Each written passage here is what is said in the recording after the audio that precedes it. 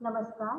औद्योगिक प्रशिक्षण संस्थानों के व्यवसाय स्विंग टेक्नोलॉजी के विषय सैद्धांतिक की पाठचर्या में अंकित प्रसन्न व्यवसाय से परिचय पर आज मैं आपको प्रशिक्षण प्रदान करूंगी। व्यवसाय से परिचय। स्विंग टेक्नोलॉजी का अर्थ है सिलाई की नई तकनीक, अर्थात जब हम सिलाई के साथ साथ नई तकनीक का भी इस्तेमाल करते हैं तो उसे हम स्विंग टेक्नोलॉजी कहते हैं। अब आप समझ गए होंगे कि इस व्यवसाय के अंतर्गत सिलाई के साथ साथ हम नई तकनीक का भी इस्तेमाल करते हैं। जब हम किसी व्यक्ति विशेष के लिए पोशाक तैयार करते हैं तो उस समय हम व्यवसाय की सहायता से, ये जो स्विंग टेक्नोलॉजी व्यवसाय है उसकी सहायता से नई तकनीकों का इस्तेमाल करके बेहतर से बेहतर पोशाक तैयार कर सकते हैं, जो देखने में व्यक्ति जो विशेष है, यानी पर्टिकुलर जिस व्यक्ति के लिए हमने वो पोशाक बनाया है उस पर वो सुंदर भी लगे और अपने शरीर के अनुसार उसे सहूलियत भी महसूस हो, यानी कंफर्टेबल फील हो। जैसे कि हर फीचर, जो भी बॉडी के जो फीचर्स होते हैं, जो शारीरिक की बनावट होती है, वो क्या होती है, हर इंसान की अलग अलग होती है। जैसे कहते हैं ना, पांचों उंगलियां एक बराबर नहीं होती, उसी तरीके से बॉडी का जो स्ट्रक्चर होता है वो भी अलग अलग होता है। तो जरूरी नहीं कि हर व्यक्ति हर ड्रेस में अपने आप को कंफर्टेबल महसूस करे, यानी आरामदेह महसूस करे। जैसे किसी किसी व्यक्ति को बहुत हैवी कपड़े में वह आराम नहीं महसूस कर पाता, और किसी की आदत होती है कि वो हैवी कपड़े पहनने की आदत बना लेता है। किसी की बीमारी की वजह से उसको मान लो, या किसी की बॉडी की जो भी है क्षमता या प्रॉब्लम जो भी होती है जिसकी वजह से वो कंफर्टेबल नहीं महसूस करता है, उसमें क्या करते हैं हम लोग, सिलाई का ही एक ऐसा माध्यम है जिसकी सहायता से हम नई तकनीकों का इस्तेमाल करके कंफर्टेबल यानी आरामदेह वस्त्र उसके लिए तैयार करते हैं। उसके साथ साथ ही जो फैशन जगत के अनुकूल हो, यानी कि जो हमारा आजकल का जो दौर चलता है वो चाहे किसी चीज से भी रिलेटेड हो, फैशन के अकॉर्डिंग। फैशन के अकॉर्डिंग कैसे, अगर जैसे कि कोई भी व्यक्ति कपड़ा पहन रहा है, कोई जो भी वस्त्र पहन रहा है, हर व्यक्ति ये चाहता है कि हम सबसे अलग दिखें, सबसे डिसेंट दिखें, हमें सभी हमारी तरफ आकर्षित हो, मैं सबको अट्रैक्ट करूँ। तो इन चीज़ों को ध्यान में रख करके हम सिलाई की नई तकनीक के माध्यम से वस्त्र का निर्माण करते हैं। नेक्स्ट टॉपिक हमारा आ रहा है स्विंग टेक्नोलॉजी व्यवसाय के लाभ। ओके, इस व्यवसाय द्वारा हम ना सिर्फ पोशाक बनाना सीख सकते हैं, बल्कि इससे अलग, यानी जरूरी नहीं कि इस व्यवसाय के अंतर्गत ऐसा नहीं है कि आप सिर्फ और सिर्फ सिलाई करें, वो भी वस्त्रों की। सिलाई एक माध्यम होता है, एक आधार होता है जिसके ऊपर हम बहुत सारी चीजें उसके माध्यम से सिल सकते हैं। जैसे कि आप कर्टेन डिजाइन कर सकते हो, कर्टेन डिफरेंट डिफरेंट टाइप के कर्टेन डिजाइन करके सिल सकते हो। ड्रेसेस तो आप सिलते ही हो, सोफा कवर सिल सकते हो, फ्रिज कवर सिल सकते हो, चेयर्स के कवर, ठीक है, एक्सेट्रा इत्यादि। इस तरह की चीजें, अदर चीजें भी आप सीख सीख करके अपने पैरों पे खड़े हो सकते हो।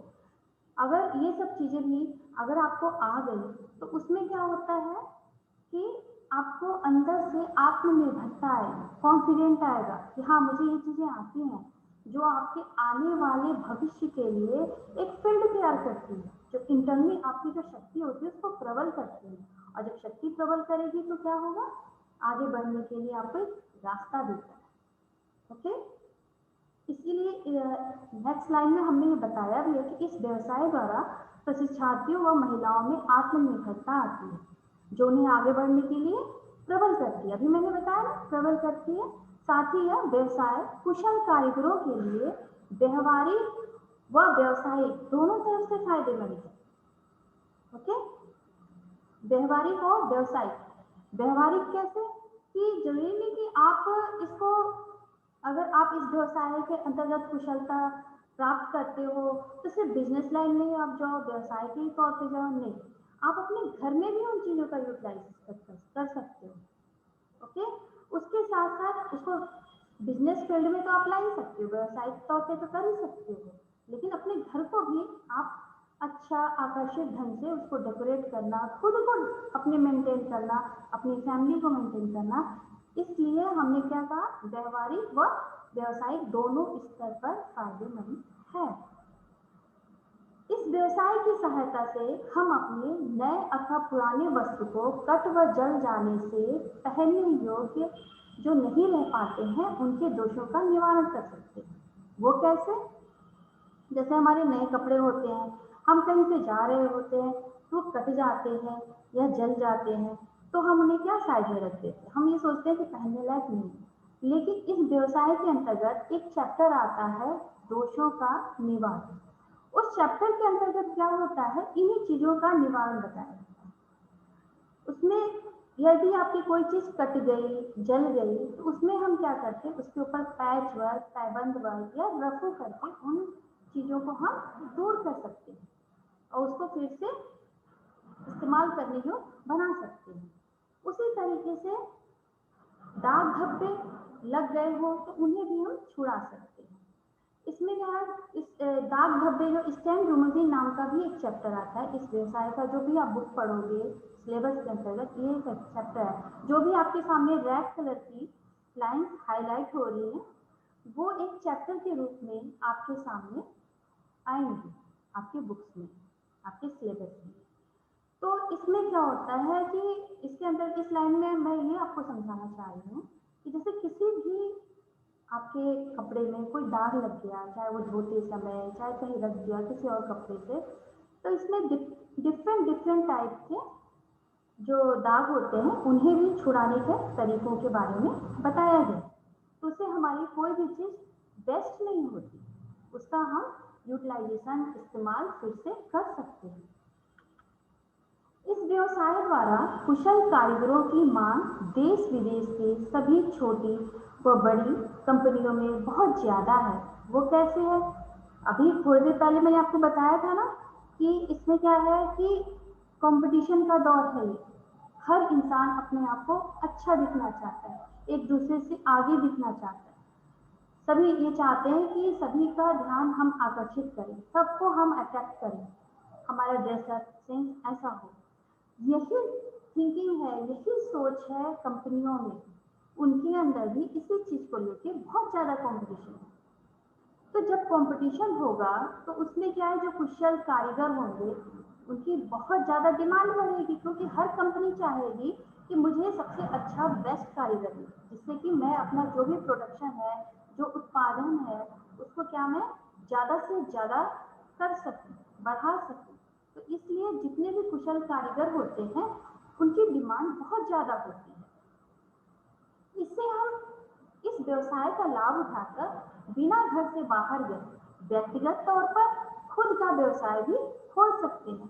जैसे फॉर एग्जाम्पल, उदाहरण तौर पर हमने व्यवसाय कंप्लीट कर लिया, तो अगर हम बाहर जाके वर्क नहीं कर सकते हैं तो भी क्या, घर में अपना सिलाई एक ऐसा है जिसके लिए बहुत ज़्यादा क्राइटेरिया हमें नहीं चाहिए, हम थोड़े स्तर पे भी इसकी स्टार्टिंग कर सकते हैं।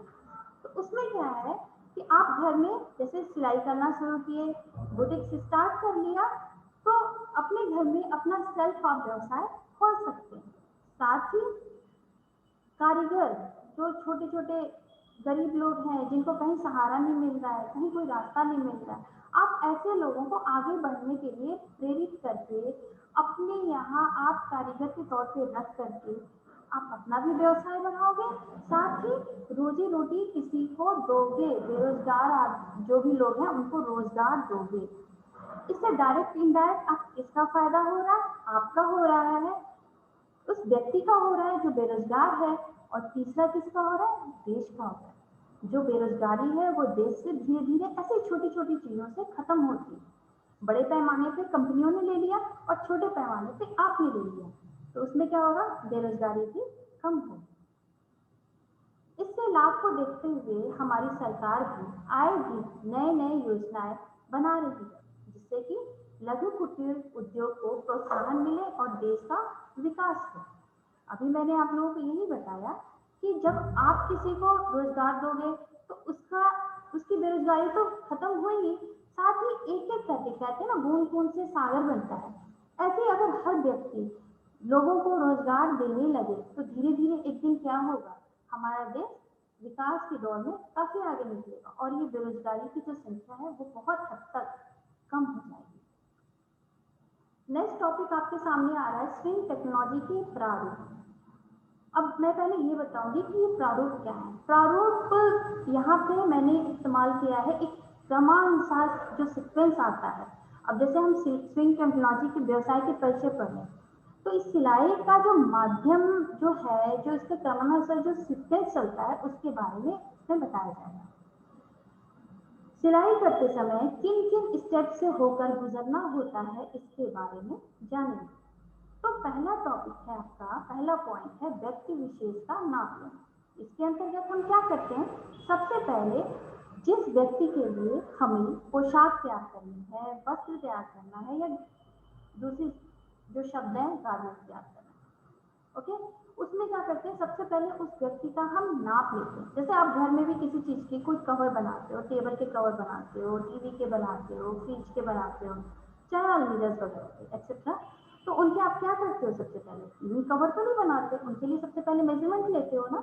इसी तरीके से सिलाई में भी सबसे पहले उस व्यक्ति का हम क्या करते हैं, नाप लेते हैं, क्योंकि नाप के आधार पे ही कोई चीज आगे स्टार्ट होती है, शुरू होती है। नेक्स्ट पॉइंट है आपके सामने आ रहा है ड्राफ्टिंग करना। अब हमने मेजरमेंट ले लिया उस व्यक्ति का, अब हम क्या करेंगे, ड्राफ्टिंग करेंगे। ड्राफ्टिंग क्या होती है पहले ये जान लीजिए, बाकी मैं छोटे छोटे करके आपको ये सारी चीजें समझाते जाऊंगी, और जब आप इस चीज की जानकारी तब ज्यादा होगी जब इसमें आप आओगे, इसे पढ़ोगे, तो इसके जो भी मैंने पॉइंट उठाए हैं ना बच्चों, ये आपके सामने एक चैप्टर की तरह है, ओके, आपके सामने एक चैप्टर की तरह आएगा और उसमें और ज्यादा इसको एक्सप्लेन किया जाएगा। मैं यहाँ पे सूक्ष्म तौर पे, छोटे तौर पे आपको इसकी डिफिनीशन बता दे रही हूँ। ड्राफ्टिंग क्या होती है, ठीक है। ड्राफ्टिंग के अंतर्गत हम छोटे पैमाने के नोटबुक में, ध्यान दीजिए मैंने क्या बोला, नोटबुक, नोटबुक में खाका तैयार करते हैं। जो मेजरमेंट लिया जाता है व्यक्ति विशेष का, उसके आधार पर खाका तैयार किया जाता है, उसे हम कहते हैं ड्राफ्टिंग, ठीक है। ये खाका जो होता है ये आधार होता है, आगे के कपड़े की जो भी पैटर्न वगैरह हम तैयार करेंगे उसका आधार होता है। ये तो हम अपनी याददाश्त के लिए छोटे नोटबुक में बना करके देख लेते हैं। ये छोटे नाप पे बनाया जाता है, इसके लिए कार्ड स्केल वगैरह की जरूरत होती है। उसके बाद नेक्स्ट पॉइंट आ रहा है आपके सामने, पेपर पैटर्न तैयार करना। ड्राफ्टिंग में मैंने क्या बताया, नोटबुक में और छोटे नाप के आधार पर बनाया जाता है, क्योंकि वो अपनी याददाश्त के लिए रखा जाता है, उसमें पैमाने के आधार पर छोटे स्तर पे उसकी खाका तैयार किया जाता है। अब पेपर पैटर्न में हम क्या करते हैं, ब्राउन शीट लेते हैं, ब्राउन शीट पे सेम मेजरमेंट के हिसाब से बड़े पैमाने, यानी उसमें कार्ड स्केल पे करते हैं छोटे स्तर पर, और इसमें इंची टेप, जो एक्चुअल जो हमारा मेजरमेंट होता है उसके आधार पर हम खाका खींचते हैं, इसे कहते हैं पेपर पैटर्न। खाका खींचने के बाद इसकी हम कटिंग कर लेते हैं। अब जब ये पढ़ोगे इस कोर्स के अंतर्गत, तो इसमें बहुत ज़्यादा डिटेल में आपको बताया जाएगा कि पेपर पैटर्न क्या होता है, कितने टाइप्स के होते हैं, ठीक है, इसमें क्या क्या सावधानियां रखनी होती हैं, काफ़ी सारी चीज़ें बताई जाएंगी। मैं यहाँ पे आपको सिर्फ छोटा छोटा डिफिनेशन दे रही हूँ ताकि आपको समझ में आ जाए कि ये पॉइंट क्या बता रहा है, क्या कहना चाह रहा है। तो उसकी जब कटिंग कर लेते हैं हम लोग, तो उसको कहते हैं पेपर पैटर्न तैयार करना, यानी ब्राउन शीट के ऊपर खाका खींच के उसकी कटिंग कर लिया तो वो हो गया हमारा पेपर पैटर्न। नेक्स्ट पॉइंट आपके सामने आ रहा है ग्रेडिंग करना। अब ग्रेडिंग करना क्या होता है उसे जानते हैं। ग्रेडिंग, अब जैसे पेपर पैटर्न हमने तैयार किया, अब मैं आपको ये बताना चाहूँगी, बहुत सारे लोगों को पता भी होगा लेकिन फिर भी बताऊंगी। जैसे कि आपका मेजरमेंट होता है, उसके आधार पे जो नाप तैयार होता है, आप कभी भी कपड़े लेने जाते हो मार्केट में, तो हमेशा जो जो नाप होता है उसके बीच में गैपिंग होती है। कैसे गैपिंग होती है? जैसे कोई चीज 32 की आई, 32, देन क्या आता है 34 आता है, उसके बाद क्या आता है 35 नहीं आता, 36 आता है, फिर 37 नहीं आता, 38 आता है, 38 9 नहीं आता, 40 आता है। तो सपोज मतलब आप सोचिए, एक एक अंदेशा लेते हैं कि अगर किसी व्यक्ति की नाप न 38 है न 34 है, ठीक है, चाहे आप ऐसे समझिए कि जैसे हमने 32 लिया और इधर 31 आ रहा है और इस साइड क्या आ रहा है 33 आ रहा है, और उसके बाद आ रहा है 34 और इधर आ रहा है 30। तो हम किसी व्यक्ति की अगर नाप 31 है या 33 है तो कैसे लिया जाए? तब हमारी जरूरत पड़ती है इस ग्रेडिंग पैटर्न की। ग्रेडिंग पैटर्न में हम क्या करते हैं, हमारा जो पैटर्न होता है उसे हम रखते हैं, उसके नीचे एक और पेपर रख लेते हैं ब्राउन शीट। अब हम उससे अप और डाउन, छोटा और बड़ा, दो नाप तैयार करते हैं और उसकी लाइनिंग खींचते हैं, यानी छोटे क्रम में और बड़े क्रम में, या यूं कहो घटाते हुए क्रम में और बढ़ाते हुए क्रम में। तो उस प्रक्रिया को हम कहते हैं ग्रेडिंग। उससे हमें बीच की नाप मिलती है। ओके, नेक्स्ट पॉइंट आ रहा है आपका लेआउट तैयार करना। लेआउट, अब लेआउट क्या है आप सोचोगे, ले यानी लेयर, यानी कपड़ों की लेयर, आउट यानी उसके ऊपर ड्रॉ करना। तो जब हम कपड़ों की लेयर के ऊपर पेपर पैटर्न रख करके आउटलाइन तैयार करते हैं तो उसे कहा जाता है लेआउट।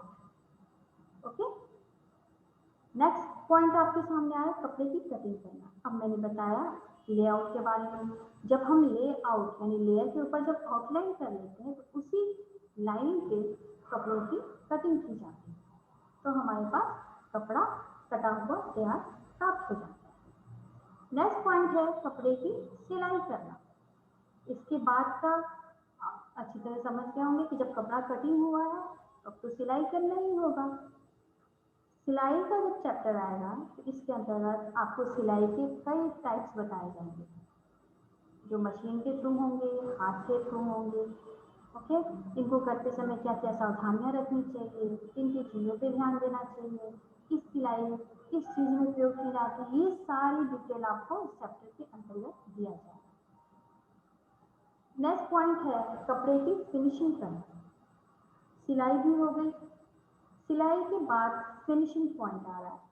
इसमें जो हम कपड़ा तैयार करते हैं तो सिलते समय उस पर चौक लगता है, चौक के निशान लग जाते हैं, छोटे छोटे धागे होते हैं और कहीं कहीं सिलाई के कटे हुए जो धागे होते हैं वो भी चिपके रहते हैं। तो इसमें क्या करते हैं, उसकी फिनिशिंग की जाती है, यानी छोटे छोटे धागे होते हैं उनकी कटिंग की जाती है और जितने मिल्टन चौक्स के दाग हैं उनको रिमूव किया जाता है, उन्हें छोड़ाया जाता है, हटाया जाता है।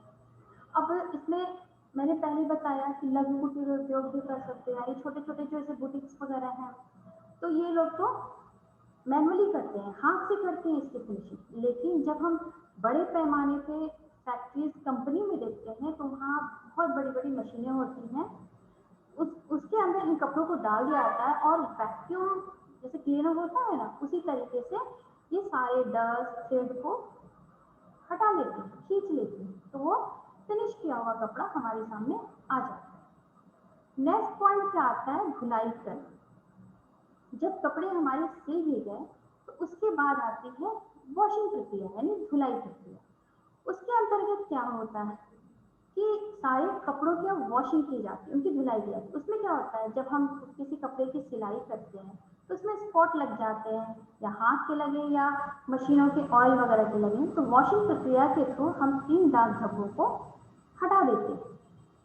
आप जब भी बड़े फैक्ट्रीज वगैरह में आप विजिट करोगे तो जो ऊपर से लेकर के जितने मैंने पॉइंट्स बताए सबका अलग अलग क्राइटेरिया बना हुआ है, जिसके अंतर्गत ये सारे कपड़ों की एक एक स्टेप वाइज आगे बढ़ते जाते हैं।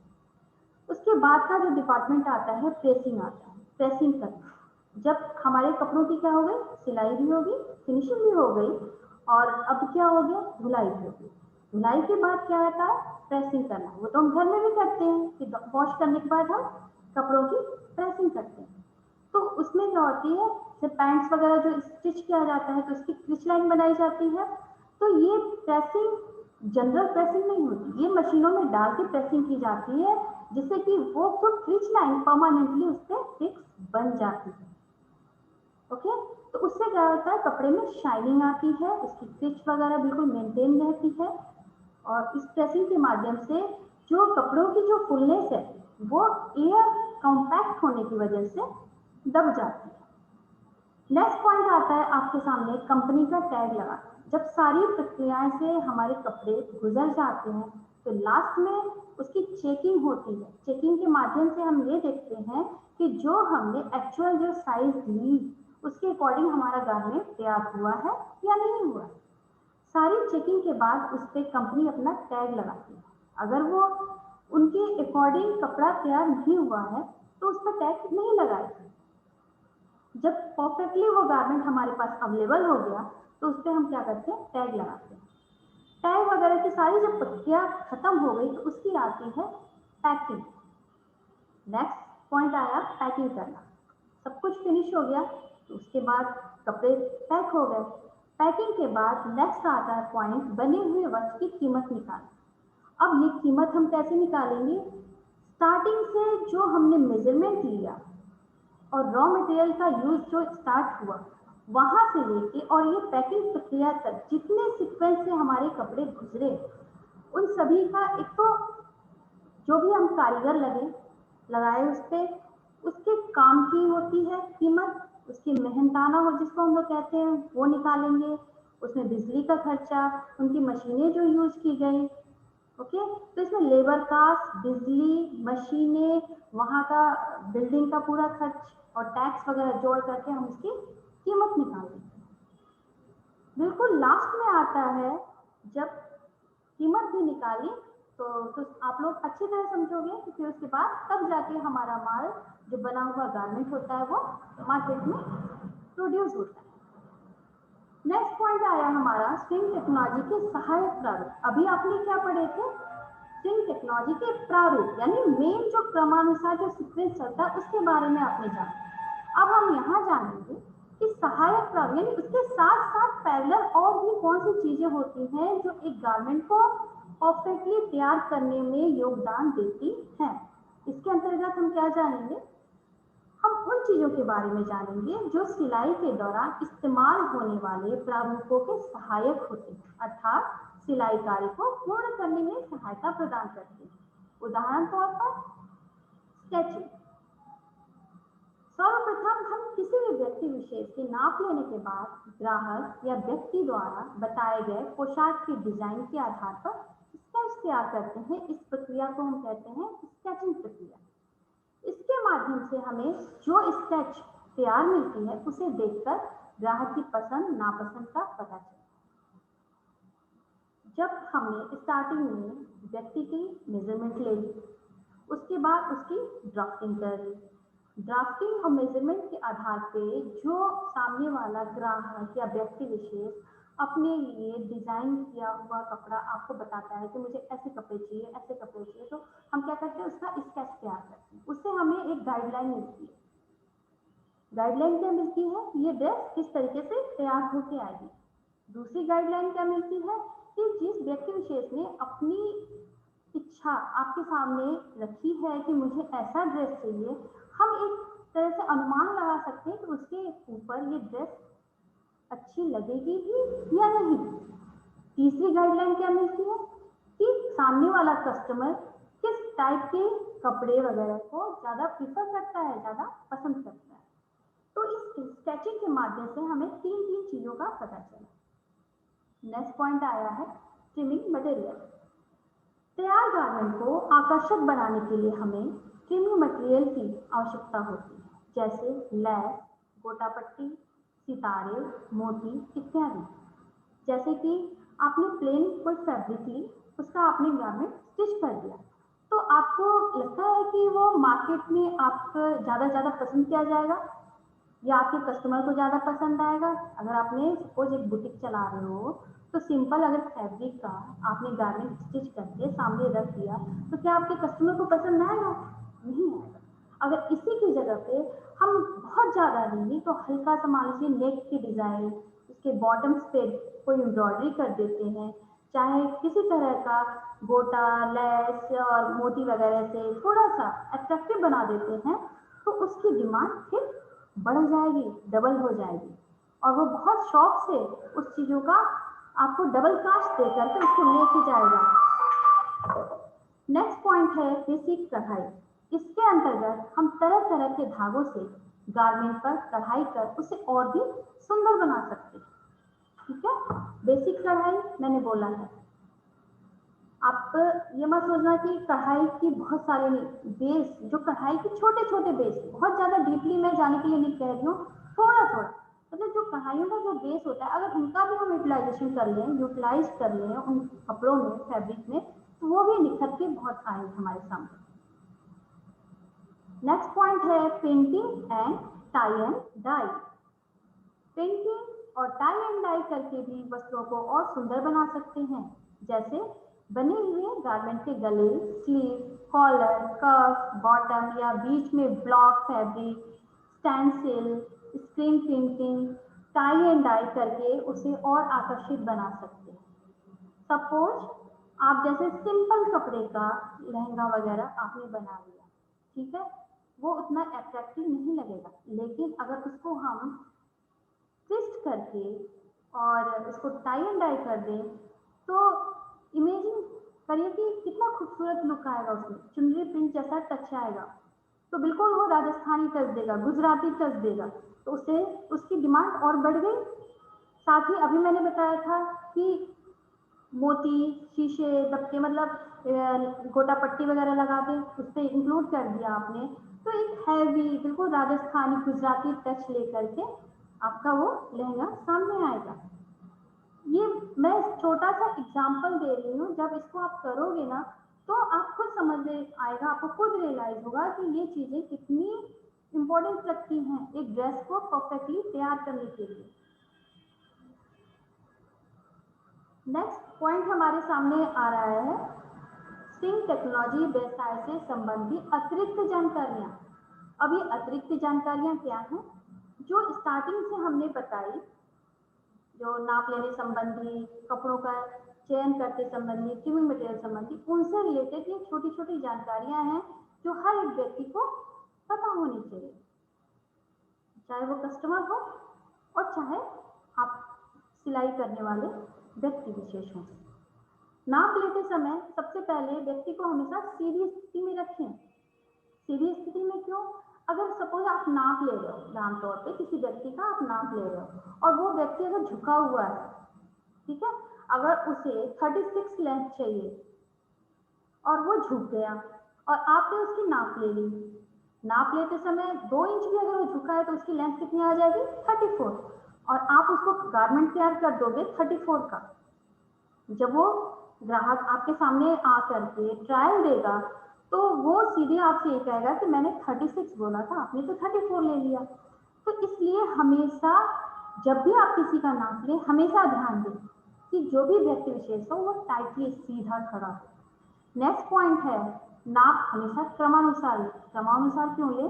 अगर आप कभी पूरी लेंथ ले रहे हैं, कभी एकदम से आपने शोल्डर ले लिया, कभी फिर आपने बॉटम ले लिया, इसमें क्या होता है आप कंफ्यूज हो जाओगे कि अभी में आप भूल जाओगे कि अभी आपने कौन सा नाप लिया और आगे आप कौन सा नाप लेने जा रहे हैं। तो इसीलिए हमेशा क्रमानुसार यानी सीक्वेंस में नाप लेना चाहिए। एक तरफ से ऊपर से लेकर सीक्वेंस में आप नीचे के साइड आते रहिए नाप लेने के लिए, इससे आप भूलोगे भी नहीं। नेक्स्ट पॉइंट है ग्राहक की शारीरिक बनावट पर ध्यान दें। किस शारीरिक बनावट पे? जैसे आप मेजरमेंट ले रहे हो किसी का, तो आप व्यवहारिक तौर पे भी आप किसी से ये नहीं कह सकते हो कि आपका ये चीज कम है, ये चीज ज्यादा है, नहीं। वो उसमें आपको जो आपका नजरिया होता है बिल्कुल एक्सपर्ट वाला नजरिया होना चाहिए, बिना कहे, बिना ग्राहक को पता चले आपको उसकी जो बॉडी में जो कमियां हैं, जो खामियां हैं, उनको आपको भांपना होगा, उनको आपको निरीक्षण करके देखना होगा, सिर्फ नजरों से, ना बोल के, ना टच करके, ना नाप के, जिससे कि हमारे ग्राहक को फील ना हो उन चीजों की। अपनी शारीरिक बनावट में जो कमियां हैं उसके लिए उसके अंदर निगेटिव फीलिंग नहीं आए, नकारात्मक सोच नहीं आनी चाहिए, उसे खुश रखना है। इसलिए जो हमारी नजरें हैं, नजरों के थ्रू हम उन्हें देख लेंगे, भांप लेंगे कि इस व्यक्ति में क्या कमी है, उसके लिए मुझे उसके गारमेंट को तैयार करते समय किन किन चीजों को ध्यान रखना है।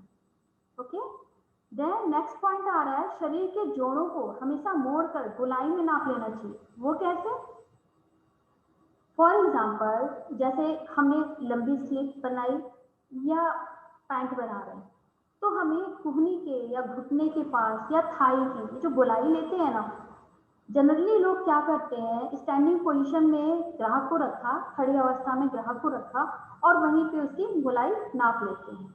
तो उसमें माइनस पॉइंट क्या हुआ, जब हमारा ग्राहक घर जाता है और उन कपड़ों को पहन के जमीन पे या कहीं भी पैर मोड़ के बैठता है, तो वो कपड़े क्या होते हैं, उसको अनकंफर्टेबल फील करते हैं, उसे सही नहीं लगते, उसे टाइट लगते हैं, चुस्त लगते हैं अपनी बॉडी के अकॉर्डिंग। तो इस कमी को हम किस तरीके से निवारण करेंगे? जब भी आप नाप ले किसी भी व्यक्ति का, तो उसकी जो बॉडी के मूवमेंट वाले जो जोड़ के हिस्से हैं, उन्हें मोड़ के गोलाई में उसकी नाप लीजिए, क्योंकि मोड़ने के बाद कोई भी चीज ना जगह एक्स्ट्रा लेती है, फैलती है वो। ठीक है, तो हमेशा किसी भी व्यक्ति को नाप लेते समय उसकी गोलाई, बॉडी को, मूवमेंट को करके उसके बाद नापना चाहिए। नेक्स्ट पॉइंट है स्थूलता बनाए रखें। स्थूलता कैसे? ग्राहक पे भी और खुद पे भी एक संयम से काम लेना चाहिए, ना बहुत ज्यादा किसी व्यक्ति को आगे पीछे घुमाए गोल गोल कि हाँ अब ऐसे घूम जाओ, ऐसे घूम जाओ, नहीं, खुद मूवमेंट करें। और खुद को भी ये सोचना चाहिए कि हम बहुत ज्यादा किसी कस्टमर की बॉडी को टच ना करें, बिना टच किए मेजरमेंट लेने की कोशिश करनी चाहिए। अब नेक्स्ट पॉइंट आपके सामने आ रहा है, कपड़ों का चयन करते समय किन किन चीजों पे ध्यान देना चाहिए। जब भी आप बुटीक खोले हो, ठीक है, सपोज आपने बुटीक खोल लिया और आपके पास कोई ग्राहक आ रहा है और उसने बोला कि मुझे ये चीज चाहिए, तो जब आप फैब्रिक का कलेक्शन करोगे तो उस व्यक्ति की बातों को ध्यान में रख के ये सोचोगे कि उसने क्या कहा है या किस मौसम के अकॉर्डिंग कपड़े बनवा रहा है। ठीक है, गर्मी का मौसम है तो आप सॉफ्ट कॉटन कपड़े इस्तेमाल करोगे, और ठंड का है तो वुलन यानी गर्म कपड़े इस्तेमाल करोगे, बारिश का है तो उस समय ऐसे कपड़े इस्तेमाल करोगे कि जो कि अगर बारिश में भीग भी जाए तो हल्का से हल्की हवा जैसे लगे, हवा के थपेड़ों से सूख भी जाए। क्योंकि अगर वही मोटा कपड़ा है आपने पहना है और बाहर निकले बारिश हुई भीगे तो वो जल्दी सूखेगा नहीं। तो हर मौसम, कहने का मतलब हर मौसम के अकॉर्डिंग अलग अलग फैब्रिक सेलेक्ट किए जाते हैं, अलग अलग फैब्रिक के चुनाव किए जाते हैं, क्योंकि मौसम ही फैब्रिक का कलेक्शन करने के लिए मजबूर करता है। वो इसलिए वही बचाव करता है फैब्रिक। कौन बचाव करता है? फैब्रिक। जैसे ठंड में गर्म फैब्रिक पहनने से हमारे शरीर को गर्म गर्म लगता है, गर्मी में ठंडे कपड़े पहनते हैं तो हमारी बॉडी ठंडी महसूस करती है। ठीक है, तो हमेशा जब भी कपड़ों का हम चयन करें तो मौसम के आधार पर, यानी मौसम देख लेना चाहिए कि कौन सा मौसम चल रहा है, उसके अकॉर्डिंग हमें कौन से कपड़ों का चुनाव करना है। नेक्स्ट पॉइंट है आयु के आधार पे। कोई भी व्यक्ति आकर के यदि आपसे कपड़े का चुनाव, कपड़ा बनवा रहा है, तो आप ये देखिए कि उसकी एज क्या है। ओके, क्योंकि एज के अकॉर्डिंग भी, जैसे अब ओल्ड एज की कोई लेडी आई और आपके सामने बोल रही है कि मुझे इस टाइप से कपड़े बनवाने हैं, तो उसमें भी आप देखोगे कि कपड़ों का चयन किस हिसाब से करें। ओल्ड एज है, जाहिर सी बात है हैवी फैब्रिक वो यूज नहीं कर पाए, नहीं इस्तेमाल कर पाएगी। क्यों? उसकी बॉडी इसको एक्सेप्ट नहीं करेगी, उसे ऐसा लगेगा, अनकंफर्टेबल फील करेगी वो। तो इसलिए हमेशा एज को ध्यान में रख के कपड़ों का चुनाव करना चाहिए। और यही अगर यंग लेडी है तो उसको थोड़ा सा हैवी कपड़े ही अच्छे लगेंगे। ठीक है, मीडियम एज की है तो मिला जुला सा रूप के ऊपर कपड़ों का चयन करने के लिए हमें प्रेरित करेगा। नेक्स्ट पॉइंट है अवसर के आधार पर। कपड़ों का चयन करने में अवसर का बहुत इंपॉर्टेंट रखता है इसकी जगह। वो कैसे? अगर किसी व्यक्ति के यहाँ खुशी का माहौल है तो उस समय उसके हम किस कलर के कपड़े पहनते हैं? ब्राइट कलर के, पार्टी वेयर। पूजा का माहौल है तो पूजा के अकॉर्डिंग रेड, येलो, हमारी जो संस्कृति में है इस टाइप के हम कपड़े सेलेक्ट करते हैं। नाइट अगर कोई पार्टी है तो उसमें ज़्यादातर डार्क कलर के यानी ब्लैक वगैरह ज़्यादा यूज किए जाते हैं, ये सभी को पता होगा। और शौक वाली जगह पे लाइट शेड, ये ज़्यादातर वाइट कपड़े यूज किए जाते हैं। तो इसी तरह से हम देखते हैं अवसर के आधार पे अलग अलग कपड़ों का चुनाव किया जाता है। अब ऐसा तो नहीं है कि अवसर है शौक का, हम वहाँ पहन के चले गए पार्टी वेयर ड्रेस, वो भी रेड ब्राइट कलर के, तो थोड़ा ऑड फील लगेगा, बल्कि सभी की नज़र में सभी आपको अचंभित होकर के देखेंगे। ठीक है, तो उसमें इसीलिए हमें ध्यान देना होता है कि किस ओकेजन, किस अवसर के आधार पे हम कपड़ों का चयन कर रहे हैं, कब पहनना है हमें। नेक्स्ट पॉइंट है कपड़ों के रंगों के आधार पर। रंगों का आधार कैसे? जैसे किसी का कलर डार्क है तो उस व्यक्ति को क्या पहनना चाहिए? हल्का लाइट शेड पहनना चाहिए। फॉर एग्जाम्पल, जैसे आपकी कोई मकान है और काफ़ी पेड़ वगैरह के बीच, जंगल के बीच में कोई मकान है। एक एग्जाम्पल दे रही हूँ मैं, आप ध्यान से सुनिएगा। तो पेड़ों की छांव से ऑलरेडी अंधेरा रहता है वहाँ पे, है ना? तो उस समय अगर उस मकान के ऊपर हम डार्क कलर करा दे, ग्रे कलर, ब्राउन कलर, ऐसे कलर करा देंगे तो वो उन अंधेरों में छिपके रह जाएगा, वो मकान हमें दिखेगा नहीं। उसी के विपरीत अगर उसी मकान पर हम व्हाइट कलर करा दें, येलो करा दें, तो वो ऐसा लगेगा कि जैसे पूरे जंगल के बीच में वो अलग ही दिखेगा, खिल के आएगा हमारे सामने। ठीक है, ठीक इसी तरह से हमारी बॉडी होती है। अगर हमारा कम्प्लेक्शन डार्क है, हमारा कलर डार्क है, तो उस पर हमें लाइट शेड पहननी चाहिए। लाइट शेड से क्या होती है, हम शेडो आता है हमारे फेस के ऊपर। लाइट शेड जो भी हम कलर पहनेंगे उसका शेडो हमारे फेस पे आता है। तो उससे आप देखते हो ना, कभी कभी कोई कपड़ा पहनता है तो हम लोग सोचते हैं कि आज का कलर बहुत डाउन लग रहा है। क्यों?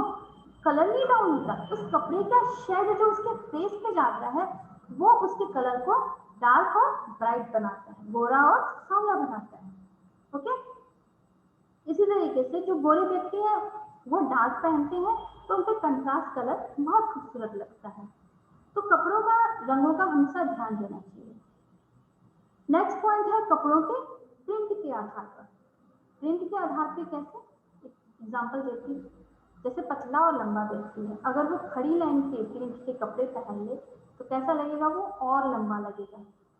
ठीक उसी तरीके से अगर छोटा व्यक्ति है वो आड़े प्रिंट के कपड़े पहन ले तो वो छोटा लगेगा। तो इसके विपरीत हमेशा जो लंबे और पतले व्यक्ति होते हैं उनके आड़ी लाइनों के, यानी बेली लाइनों के या वर्टिकल लाइनों के कपड़े, प्रिंट के कपड़े पहनने चाहिए। और जो छोटे कद के व्यक्ति हैं उन्हें हमेशा खड़ी लाइनों के प्रिंट के कपड़े पहनने चाहिए। इससे उनकी क्या होती है, उनकी हाइट लंबी दिखती है।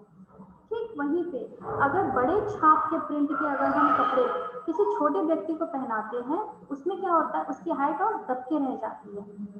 और इसी के विपरीत अगर हम छोटे व्यक्ति पे छोटे बूटे, मतलब छोटे छोटे प्रिंट्स के अगर कपड़े पहनाते हैं तो उसकी हाइट और लंबी दिखती है। इसी के विपरीत अगर हम बड़े व्यक्ति में, यानी जो लेंथ वाइज ज़्यादा है, उसको हम बड़े प्रिंट के कपड़े पहनाएंगे तो उसके ऊपर बिल्कुल सही दिखेगा। ठीक है, इसी तरीके से हमारा नेक्स्ट पॉइंट आता है ट्रिमिंग मटेरियल का इस्तेमाल संबंधी। ट्रिमिंग मटेरियल का इस्तेमाल हम कैसे करेंगे? किसी भी चीज़ पर, ठीक है, हमने आपको पहले ही बताया कि ट्रिमिंग मटेरियल से कपड़ों की डिमांड और बढ़ जाती है, उनकी कीमत बढ़ जाती है, उनको उनकी पसंद करने की क्षमता और बढ़ जाती है। लेकिन इसका मतलब ये नहीं कि किसी भी चीज़ को आप ज़रूरत से ज़्यादा उस पर लाद दें, फिर वो क्या होता है, वो एक और जाल जैसा प्रतीत होता है। तो वो आपको अच्छा नहीं लगेगा। नेक्स्ट पॉइंट है निष्कर्ष आ गया अब हमारे सामने। तो निष्कर्ष में हम क्या देखेंगे, आज हमने व्यवसाय स्विंग टेक्नोलॉजी से परिचित हुए, जिससे हमने जाना इस व्यवसाय से अपना भविष्य उज्जवल कैसे बना सकते हैं और अन्य लोगों को भी रोजगार दे सकते हैं। साथ ही आज हमने यह भी जाना कि व्यवसाय स्विंग टेक्नोलॉजी के कुशल कारीगरों को देश में अनेक रोजगार उपलब्ध हैं। प्रयुक्त संदर्भ, इसके अंतर्गत हम e book technology NSQF published by NIMI, और आपके सामने इसकी ईमेल आईडी भी दिख रही है। और जो बुक से मैं सबसे ज़्यादा इंस्पायर्ड हूँ उस बुक का नाम है वो धनपत राय प्रोड्यूसर के थ्रू है, और GL टमटा इसके राइटर हैं। आज मैंने आपको व्यवसाय से परिचय पर आपको प्रशिक्षण प्रदान किया। आशा करती हूँ कि आपको यह प्रशिक्षण भविष्य हेतु मददगार होगा। धन्यवाद।